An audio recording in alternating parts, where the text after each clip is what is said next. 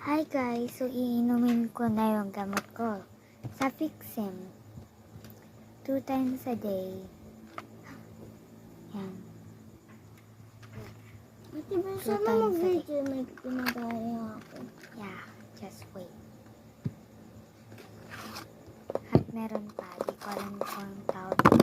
Wait lang, open ko muna.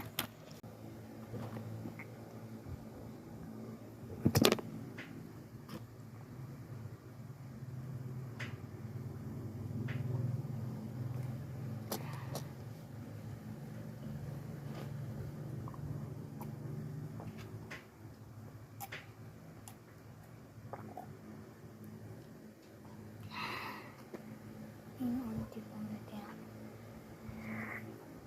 Wait lang, hugasan ko lang to. Ay, samahan niyo na ako. Tara na.